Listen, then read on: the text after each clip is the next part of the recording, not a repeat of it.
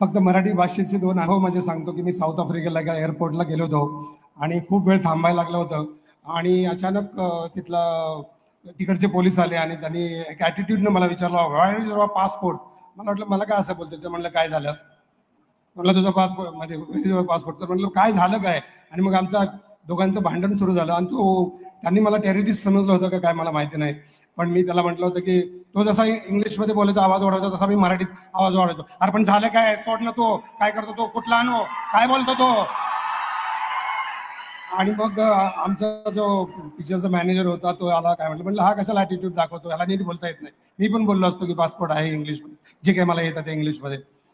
असा तो कारण काय किंवा माझी आई मला नेहमी सांगायची की आम्ही गोव्याला एअरपोर्टला गेलो होतो आणि आई फ्लाईट खूप लेट झालं होतं आणि तिथले आई किंवा 80-82 वर्षाची होती आणि चालत होती, विमान खूप लेट चाललं होतं. तर ती फिरत होती, मला सांगत होती बघ माझ्या वयाचे एक तरी एक आपण सगळे बसून आहेत जणू काही आजारी आहेत, तर असं चाललं पाहिजे असं ते सांगत होते. तर ते एका म्हाताऱ्या माणसाला म्हटली, बाबा उठा की जरा, चाला की, काय बसून बसून होते, तेवढंच पाय मोकळं होत्याल.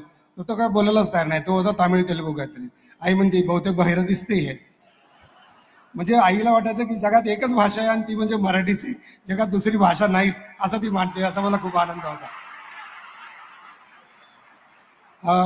दुसरी गोष्ट मला आठवतं, मी तामिळ फिल्म करत होतो सुब्रमण्यम भारती नावाची, आणि खूप 4-5 महिने खूप अभ्यास केला आणि त्यांना अट टाकली होती की मला आधी भाषा शिकायची तुमचं. आणि मी ते सगळं मराठीत लिहून घ्यायचो आणि कुठलीही भाषा मी घेतलं तरी आधी मराठीत लिहून घेतो आणि ती पाठ करतो आणि मराठी स्टाईलनं सगळं बोलतो. म्हणजे तामिळ साहित्य तेलुगू सगळीकडे असेल तर ते मी सातारच्या मराठी स्टाईलच बोलतो, कारण मुळात विचार असतो तो महत्वाचा आहे ना, भाषा नंतर येते, आधी विचारच असतो ना, यातून भाषा जन्माला आली. तर एक दिवशी खूप असं ऐकून ऐकून ऐकून कंटाळलो होतो आणि राग आला होता मला. आणि मग मी अचानकच थांबा म्हणलं, तुम्हाला आता मराठी दाखवतो. आणि अचानक गाडीमध्ये सुरू केलं होतं ते अशोकची कविता, आलं ढगावर ढग तशी उरी तग मग, ऐकाच म्हणलं तुम्ही आता. आणि मग मराठी ऐकलं, मला पण जरा बरं वाटलं की लय ऐकून घेतलं त्यांचं, जरा आपण आपलं पण ऐकूया.